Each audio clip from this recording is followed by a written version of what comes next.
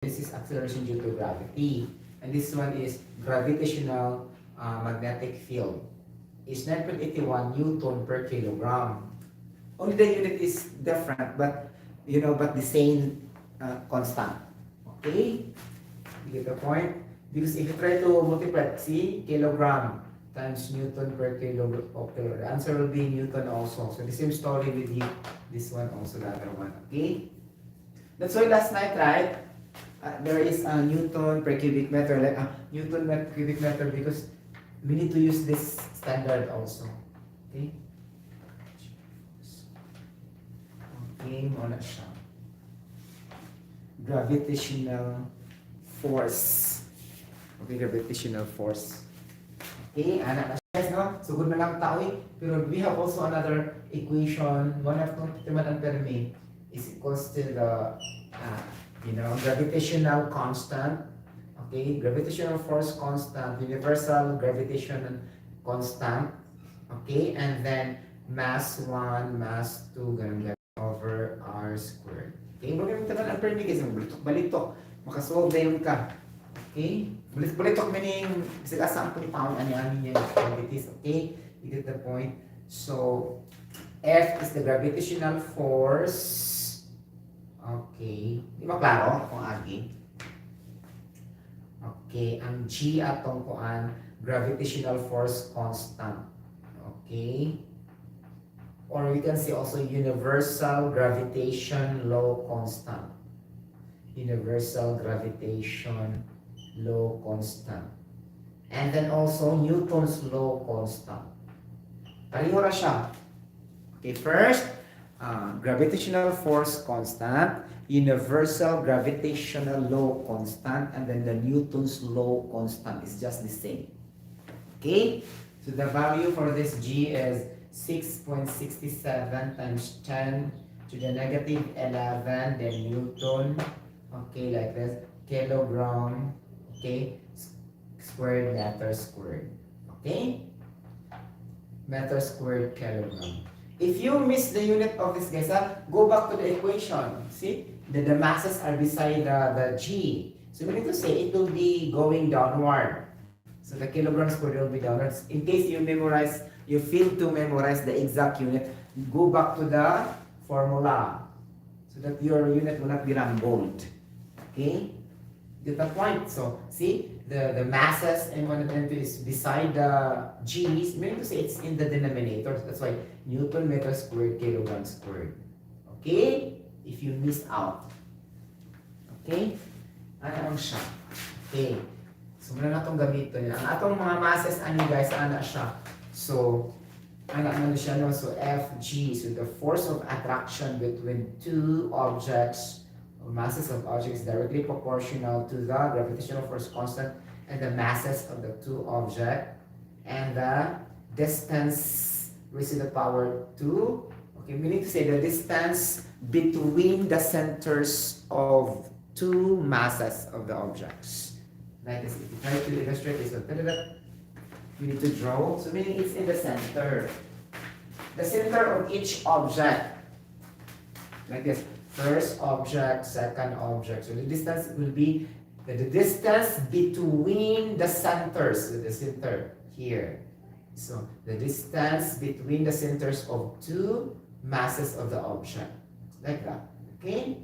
So this is the D. The D is equal to R. This is not the radius, huh? In this topic, the R will be tantamount to the distance only. Okay? It's not the radius.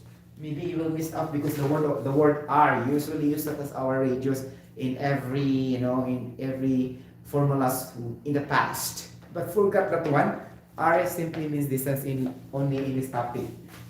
Okay, ganon. So let's go directly to the problem solving, right? Okay. Question number 1. Calculate the force of gravity of a 25 kilogram block resting on the Earth.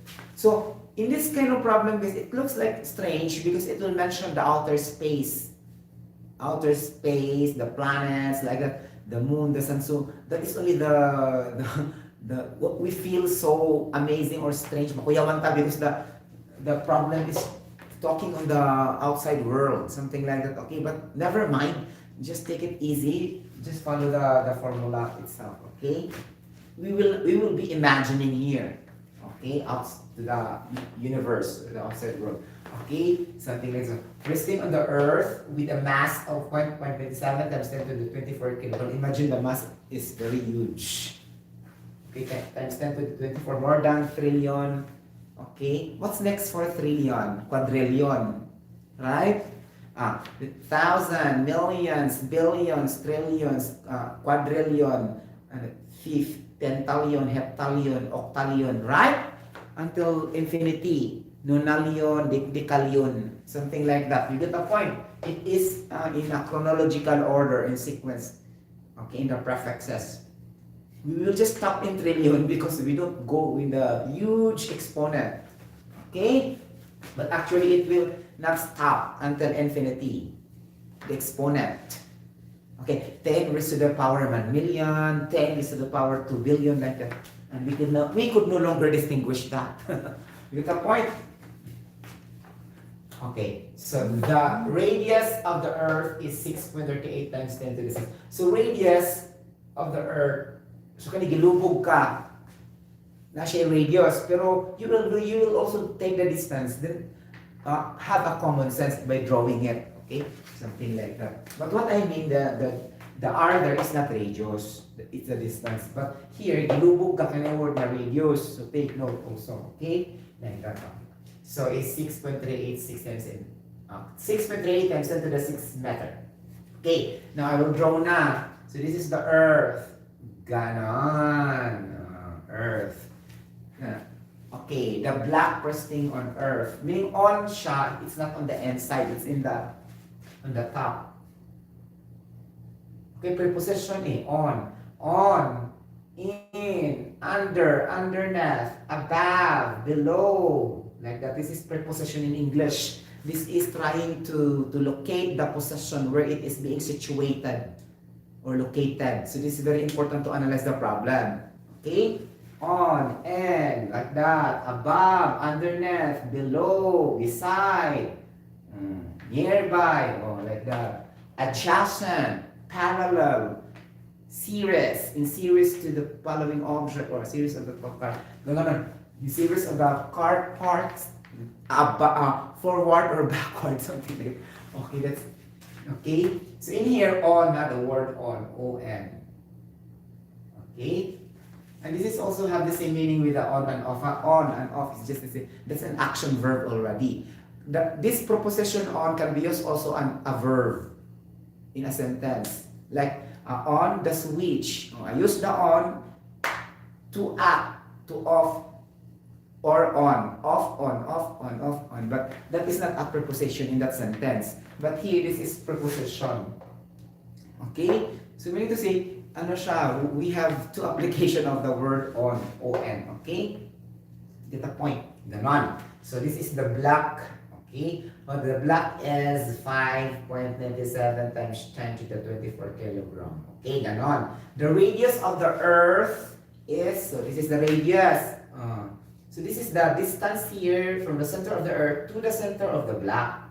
So this is the distance. Okay? Like that. Ganon. So, what is your gravitational force? So, take down the formula. Gravitational force is equals to the G, which is 6.67 times 10 to the negative 11. Ganon. Newton meter squared, kilogram squared, diba? Okay, times the mass 1. Okay, the mass 1 here will be the mass of your black above the Earth. 5.9 times 10 to the 24 kilogram. And then the mass 2 will be the mass of the Earth. What is the mass of the Earth? Okay, the mass of the Earth is, okay, 6.386, something like that, okay, over the radius, okay? So it's gonna be like that. So, 5.27 times 10 to the 24, okay, ganon, and 25 kilogram. Ganon. And then over the distance, 6.38. Given tanan siya guys, direct substitution lang siya mga palangga akong hitag. Okay? The mass 1 is your black mass 25 kilogram, and then your mass 2, the mass of the earth. So substitute directly in the equation kalas. Okay? Dili na siya direct substitution. Okay? Ganon. So we have exponent, right? Nakakaloka, exponent. This is using PEMDAS rule in algebra, right? So 5.27 exponent 24 times 6.67 exponent to the negative 11 times 25 divided by 6.3. Oh, sorry, this is distance squared. Diba siya? Ano na siya? G, M1, M2, distance squared. Kalimot, squared pa niya siyang distance. Tapos, okay? Anak siya. 6.38 exponent to the 6. Ano mo siya? Ano siya? In this topic, guys, huge exponent will be we will be having a huge exponent, ha? So, malula ka sa mga exponent, anong topic ka? 6.7 exponent, negative 11, okay? So, anak siya. So, you need to use your scientific calculator because you cannot, you cannot have that in your mind, okay, during the calculation. Okay, anak siya. Okay, times 6.67 exponent to the negative 11 times 25 is equals to divided by C. Too much exponent. Exponent to the 20 is equals to. So we have 3.67. So 3.67 exponent to the negative 5 is your gravitational force. So this is N, Newton. Okay? Ganon. So that is number 1. We go to the number 2. Okay. Ganon. Ay, papasang ko siya, guys. Okay. Calculate the net force exerted on the moon. Okay. The moon mass is 7.35 times 10 to the 22 kilogram. When it's between the earth, okay, mass of the earth is 5.87 times 10 to the 20 kilogram. And the sun is in mass 1.99 times 10 to the 30 kilogram. The distance between the moon and the earth, see, is 3.34 times 10 to the 8th meter. The distance between the sun and the moon is 1.49. It is analysis, right? The distance between the sun and the moon is 1.492 times 10 to the negative 11. So this type of problem is a little bit of confusing. So you need to scrutinize this skeletally, okay, or component to component. Okay, like so. Ganon. So we have, for example, we have that.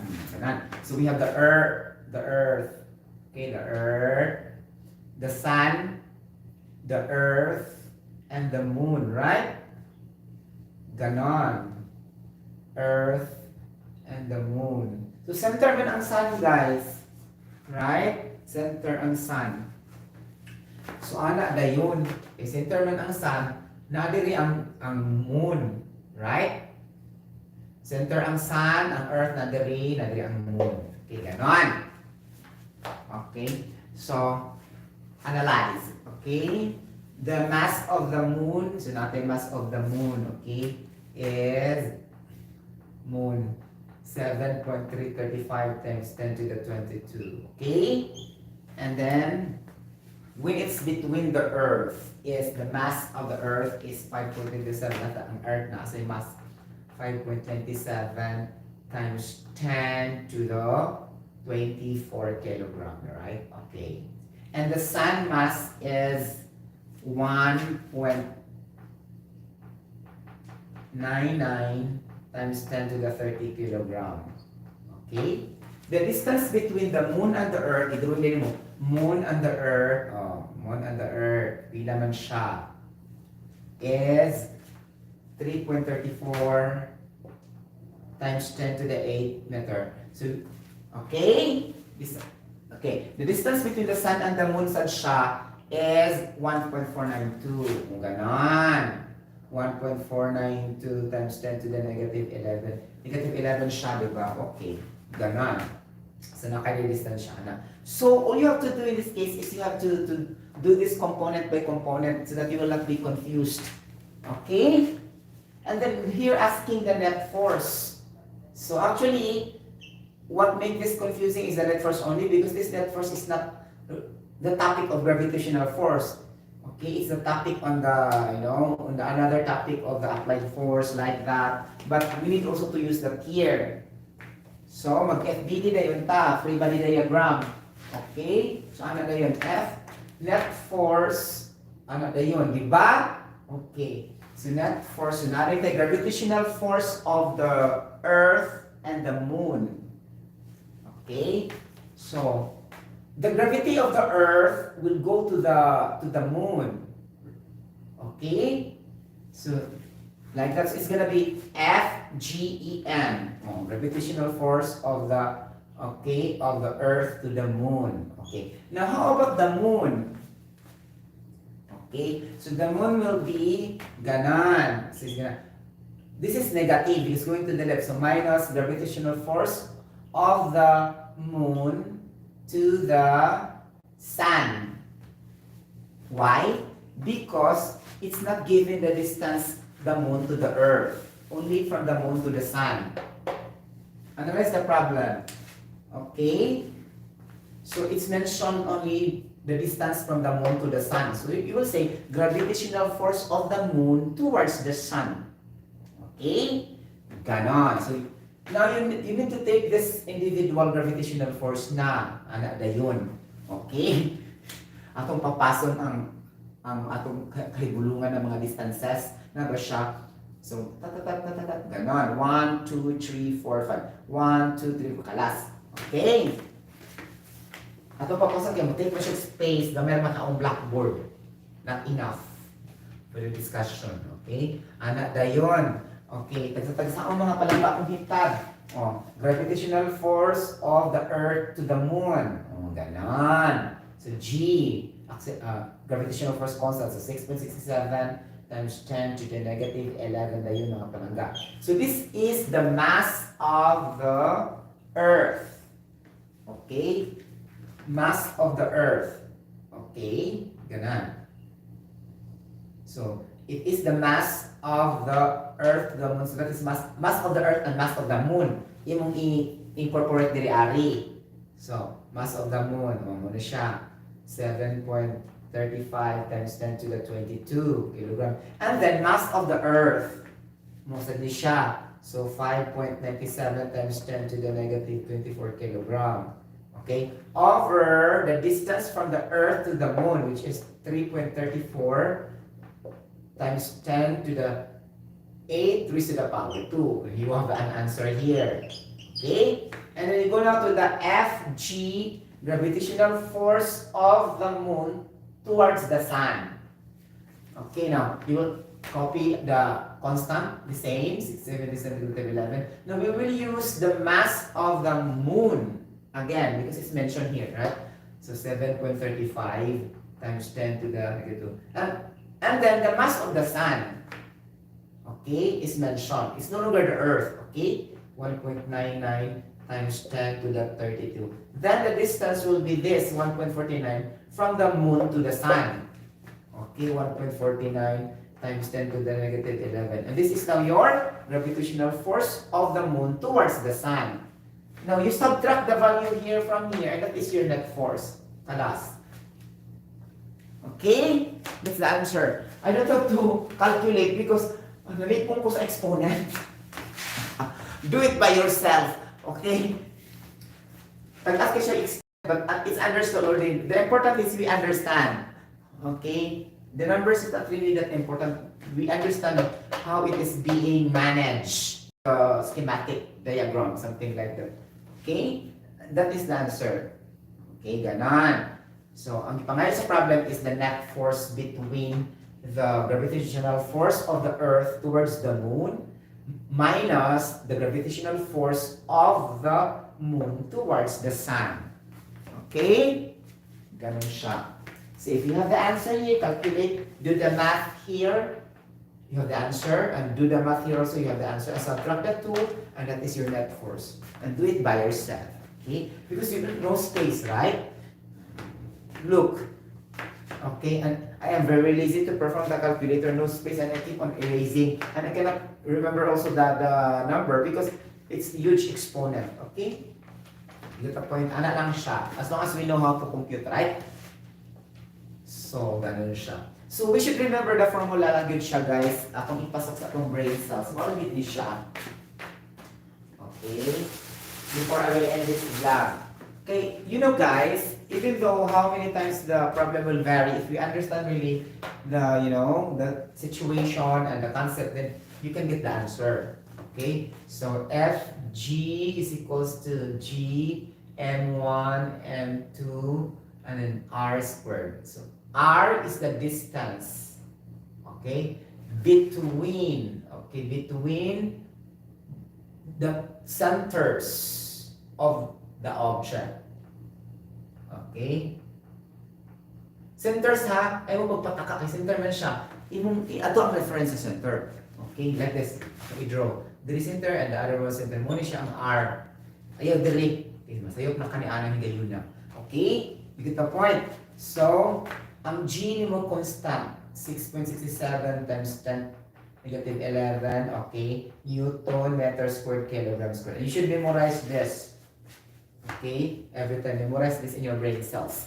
And then the mass 1 will vary, mass 2 will vary, the radius will vary. Only the constant, because that is constant, it will not change. This is only the formula. Now, for example, guys, this is only limited to a situation in which that is directed to the left, to the right. Ganun. What if we are encountering a circular path like this? Let's advance. Let's anticipate. Okay, if they have the orbit of the planets. Okay, I think we're gonna have 9 orbits, guys. I think in 2018, based on my research, the Pluto is not considered as a planet anymore. Okay? Officially, we have 8 planets already based on the NASA proven analysis because they do a lot of experiment in a modern technology and they confirm that Pluto is not a planet.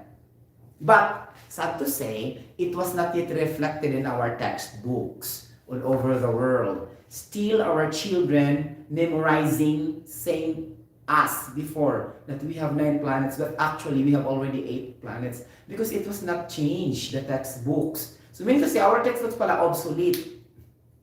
Something like that. Just like our elements, we have now 219 elements because there are new elements also discovered also in 2018. But yeah, 2018 pa rin siya. The unonium under the alkaline earth metals. Okay? And then it could be declared after the francium. Okay? So the atomic number will become 224 because it's next with francium. So it's also not reflected in our textbook. Okay? So things like this is a current event. So sometimes it will come out for the future examination. Okay?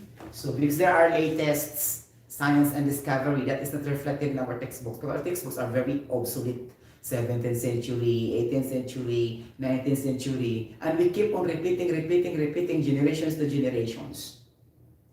Okay? We will die already. 2030, 2040, we will lost in this earth. Our generation is still using this. The one I teach you for gravity, forces, speed, acceleration. It will never die. Only the people will die. You get the point? So, everlasting, the same as God. You get the point, meaning walang katapusan. Immeasurable. Nakakaloka. Okay? So, mga matay na lang tantanan, maulang gapon ni siya ang metabo. Okay? You get the point. So, that's why we need to incorporate the latest scientific discovery, ha? Okay, but sad to say, they are not incorporating yet. I don't know with Europe and America because they are advanced there. I don't think so in Asia and Middle East because we are late compared to them. Okay? So, I don't know. Okay, something like that. So, if gonna be like this, if you try to have a circular path, for example, okay, like this, ganon. Okay, ano. So, circular path, ganon. Okay. So, di ba, according to the centripetal force equation, Fc is equals to the mass times the velocity squared over the radius, right? Okay, now in our planetary motion in our universe, they are also following the circular path. For example, the Earth, the Venus, the Neptune, the Jupiter, the Saturn, the Uranus. Okay, they are also rotating in a circular path, having the sun is the center, something like that. So they are obeying also centripetal force. So in this case, you will say centripetal force is equal to the gravitational force. Now, we can derive another equation after this. I will teach you, okay? Something like that. So, Fc is equal to mv squared, and then we have also the gravitational force now, g m1 m2 over r squared, right? Now, take note mga palangga. So, in this case, we assume m1 and m2 is just m. Okay, you get the point? You get the point mga palangga. So, m1 and m2 is just m. So, we need to say, it will become mv squared over r is equal to gm raised to the power 2. Because I said m1 and m2 will just be equal to m1 siya. So, it will become m to the 2. Okay, m to the 2 over r squared. Oh, ganon. So, simplified. Cancel the r on the right. Because the same, siya, variable. And then m squared also cancel the m on the left. And then cancel the 2 here. So, you have the velocity. You can compute now the velocity of the planets. You can compute now how fast and how slow our planets moving towards the center of moving on the orbit. While it is rotating, they are rotating at the same time they are revolving. Okay? They do simultaneous job, our planet. They rotate and at the same time they revolve in the orbit. Okay? It's like one revolution is equal to 365 days or 366 years, or that is equivalent to one revolution. Take note, the one revolution of the planet takes a year to complete. So that is 360 degrees. Okay? Ganon. So, our equation will be velocity squared, we derive na. So, we're gonna be having g over r. So we can say v is equal to the square root of the g over r. So this is the equation of your velocity. Okay? So if the problem will say, calculate the velocity of Pluto having a radius of 2.84 raised to the power 24 from the sun, then you can compute the velocity having this formula. Because the g is constant. All you have to determine is the distance. You get the point? So bingo, you can solve only even though the given is only 1. So that's the technique. Okay, you get the point. If it involves mga planetary motion, mga heavenly bodies in the universe. So yun kayo siya. Okay? Ganon. Okay, what else? Wala na pa makumpit ng higayon na. Okay? Ana. Okay, cancel na magula siya mga palangga kumitan. Okay? Ganon. Sakto ba itong derivation? Wait. Okay? Unas patraba ni guys. Okay? Taralat. Hanapan niya siya yung habilin nga M. Hindi ko mag-prepare ni. Nakakalok. So, GM pa ni siya. Kailang napakay mas. Kung makibaw pa kasi yung mas. Okay? Ganon. Sorry kayo guys ha. Tugo na magulog ko. Charot! So, muna na siya question sa velocity. Ano rin? So, velocity, ganun siya pa-chucho. Okay? Velocity squared is equals to the square root of, g times the mass over the distance. Okay, lang. Ano siya? Okay? At least 2 pala ang given. Okay? Mass and distance. Makasolve na ka sa velocity. Okay?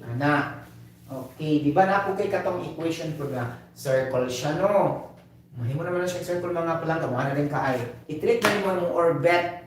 Orbit, usa ka orbit. Ganon. Di ba?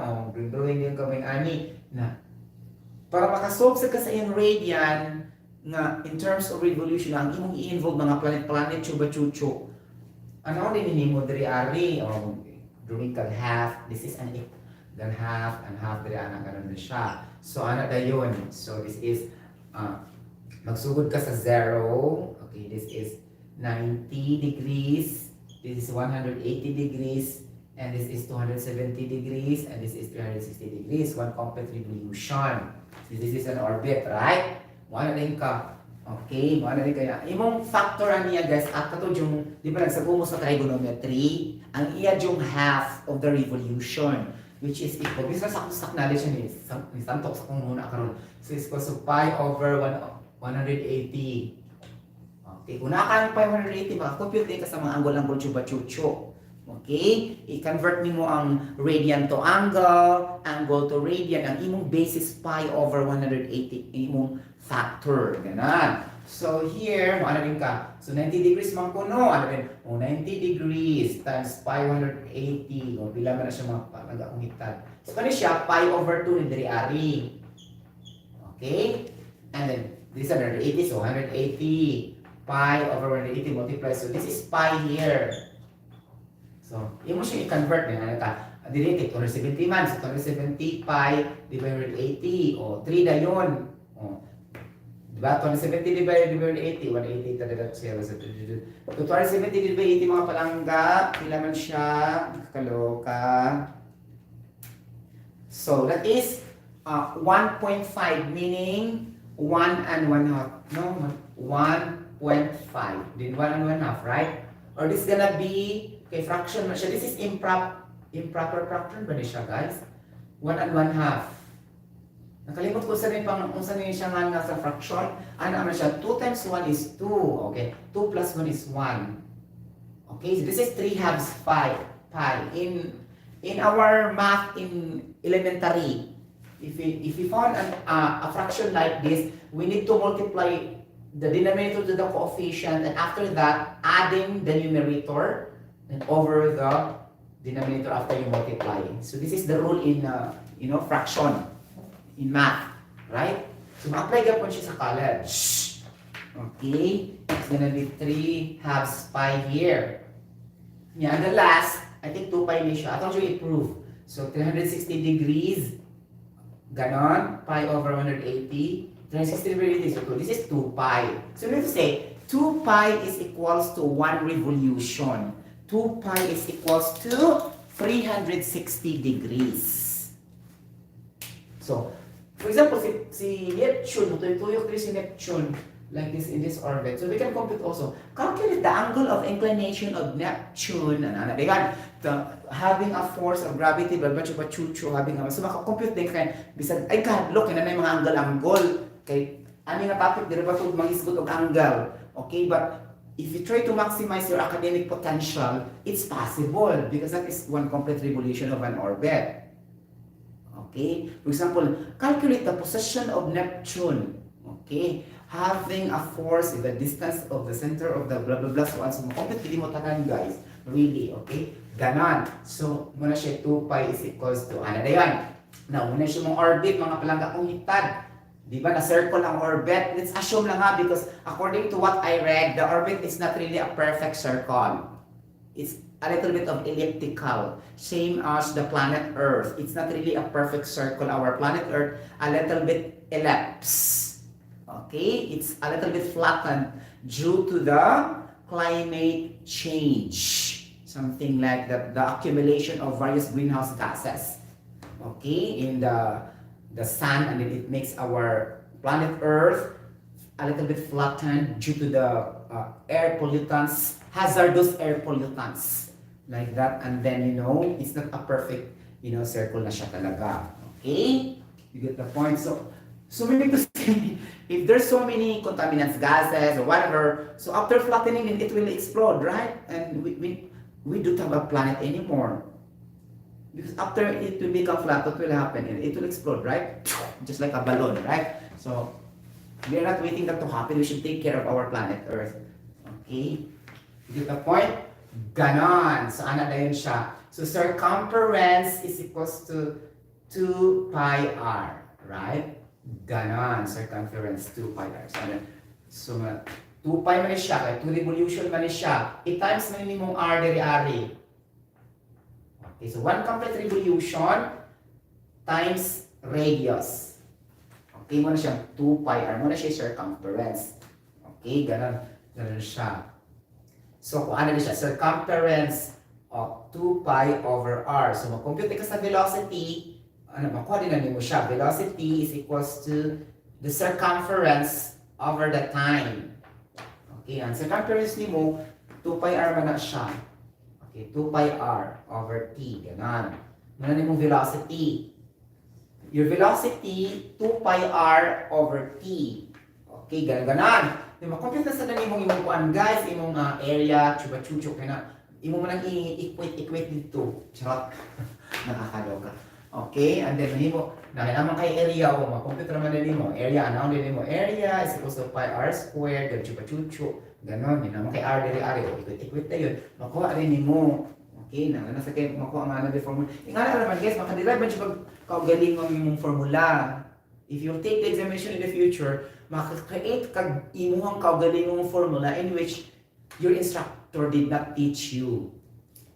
That's what I remembered in the last day of our examination in the chemical engineering. What yun siya discuss sa review, what siya it's not been discussed in my classroom instruction before in my 5 years in engineering. So I created on the spot another equation on the spot examination, on the day of the examination. Okay, and that was the last problem I solved. Okay, pero umot ko ba? Pag umot na ako guys, wala ko mo spend dito, ni-solve ko sa uban na mga sayon. Okay, mahurot niya ako oras dito sa lisod-lisod ba siya. Na ako din siyang gibalikan. Nakakaloka. Okay, so balik na ako, kaya di lang Japon ko kamao. Okay, tanan na dyan siya mga equations ako na lang yung relate, correlate kita ko tanan na interpolation, ratio, proportion, blah blah blah, so on. So apply all the methods of algebra, calculus, differential equation until sa time makakuha ko formula nga ako ra. Okay, when I substitute the values, it's very near to the choices. Then I put that as an answer, and then I was shocked. I was the last person who go out in the venue examination at that time. Okay, May 2000 board examination, chemical engineering. And then our Ma'am Amis, he is the head of chemical engineering at University. She is very supportive to us. Okay, and then why Sotero? What's in it about mo medyo kiti? Okay, because I was the last person who got out the examination room. Okay, like this, naglisod yung ko guys. Charot! Okay, ganun. Okay, and then all of a sudden, my last day is my highest score. Chemical engineering really is my highest score. My major.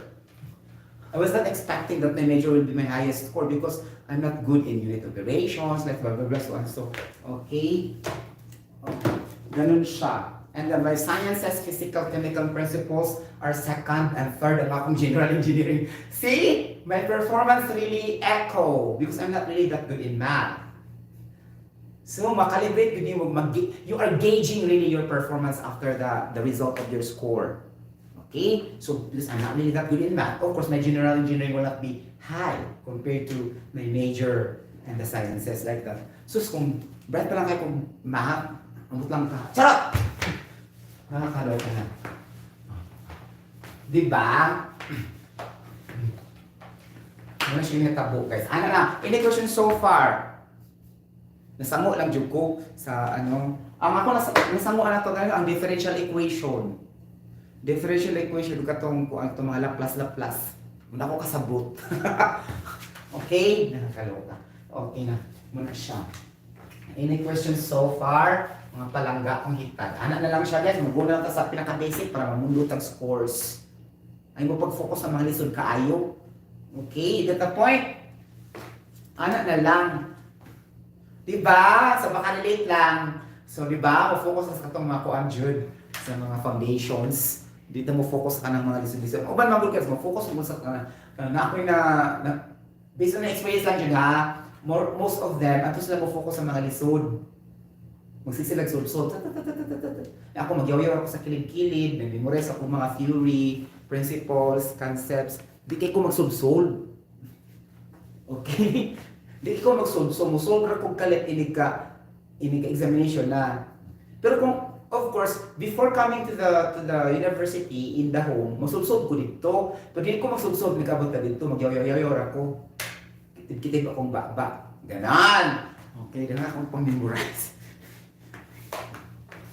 Okay, ganon, man siya nagtabo.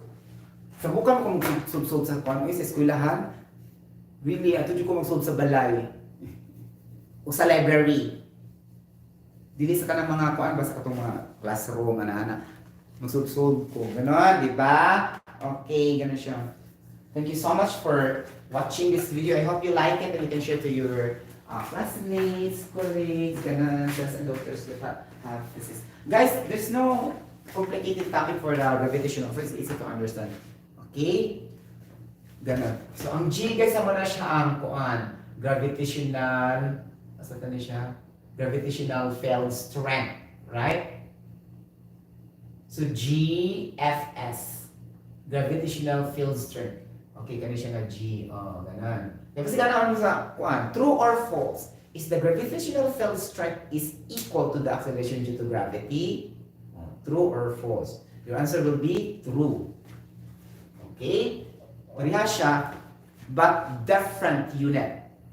Okay, the gravitational field strength is 9.81 Newton per kilogram, but the acceleration due to gravity is 9.81 meter per second squared. If you break down this Newton per kilogram, mahimo po siya po na siyang kilogram meter per second squared. Okay, ganon. Ganon, di ba? Meter per second squared ay siya. Okay, acceleration due to gravity man siya. Okay, at i-convert na karon dayon. Kalo ka. Yung Newton, kilogram meter per second squared. Kilogram cancel. So, meter second squared is equal to meter second squared. Pareho na siya, guys, ha? Again, gravitational field strength is equal to acceleration due to gravity.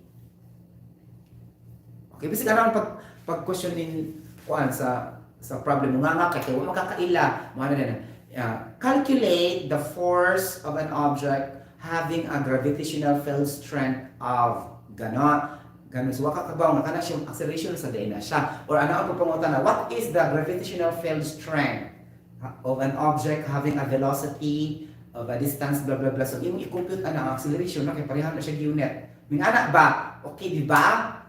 You get the point? So, naanap ba kasi imong classroom instruction na mao na ang imong term na nahibaw-an. You get the point? So, mga nga dayon ka kay wa ka kasabot. So, dapat i-maximize nimo ang mga terminology. So, this is the other term for acceleration due to gravity, ang gravitational field strength. Okay, ganan. So now, na-discuss naman kita gravitational field strength, ginatamo layo sa gravitational potential energy. Nasa din na siya, Sir Sotero, naasad siya. Daon sinawasa, matog na ko, Charot lang. Hindi na talalayo, na yun. Guys, ang kanagin yung potential energy, kinetic energy, guys, imo dyan siyang memoryahon. Hantun sa imong kamatayon, okay? If you are really a design engineer in your job, like that, or you are a professor, instructor, having a PhD in engineering and math, so you will always inculcate this into your brain cells. Inculcate means accumulate, okay, or stored, something like that. Okay, ana na siya. So gravitational GPE, di ba? Ganon. Dito po mga palangka kong hitad. Okay na. The same siya sa katong mga kuan, Hawk's law. Nasa siya yung potential. Okay? Hawk force potential or work potential after stretching the spring, the rubber band, like that. Okay na, nasa di siya yung ani. Okay? Gravitational potential energy. Ang imong formula na higay yun na will be, so muna nakaparat sa mga libro guys, no? Because ang gravitational potential energy, ang iyang mong symbol is U. Di ba nakakaloka? Ang layo, di ba? So it's gonna be U, then UG. Charot. Di ba? So, of course, students will not like this because doesn't represent the word gravitational potential energy. See, gravitational potential, the letters are capital G, capital P, capital E, but your symbol capital U. Sometimes the scientists also are, you get the point that I made. Nung sobra ilang brain cells ka, sometimes mag-watch sila ka ng mga, murag masyakta ba, di ba? Ganon. So this is gravitational potential energy, UG is equals to negative G. Ganon. Okay, negative G and then M1, M2 over R lang siya. Ganon. Okay? So, imutimanan guys nga, walang siya squared ang yung radius ha. Muna na siya ang G na negative ang G. So, muna na siya, GPE na siya. Calculate the gravitational potential energy of blah blah blah so and so. Then use this formula. Okay? Ganon. Okay? Kung imo na siya i-derive, pwede rin po na natin mga kaundari, anak-anak. Di ba natin height, ari, ganon. Dugay mo human. Sige lang. Okay, so force ano yan? Force is equals to mass times acceleration due to gravity or the gravitational force strength. And absolute potential energy is equals to the mass times the height, ganon, di ba? Times the acceleration due to gravity. O di ba? Anak-anak siya. Di ba ba na siya? O mauni siya.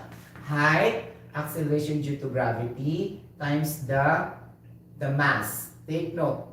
So I'm not really that sure. Akong gi-memorize sa una, high school pa ko, but let's make it by having the unit. Okay, kilogram, then this is meter, and this is meter second squared. Okay, then this is gonna be kilogram meter squared, and this is meter, and this is Newton meter. Correct. Newton meter is the unit of energy. Okay. Meaning, this is the formula of potential energy. Mass times the height times the acceleration due to gravity. Ganon. O diba? Nakakaloka. So, take note the commonalities with the force here. Okay? Sino na kay ana din araw mo. Diba? Ganon. So, parehusad siya na sa in o G. Equate na yun. No? Kung man equate, mukha din siya, simplify, o bingo, nakailangan formula. Diba na? Equation 1, equation 2. Mura mo na pero guys, yun sa math. Okay, mura mo ako nasabtan. Hiligay siya at equilibrium, gano'n. Okay.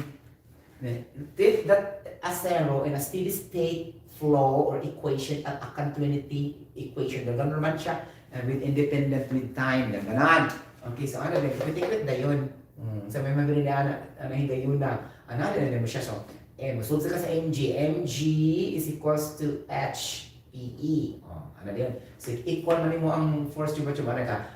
Force is equals to potential energy. Okay, di ba? Ganon. Over height. So, nakay formulang bago sa force. So, force is equals to potential energy over height. Wow. Sureness. Pwede lagyan ko ng ibungkang ang potential energy. Ano mo? MGHO.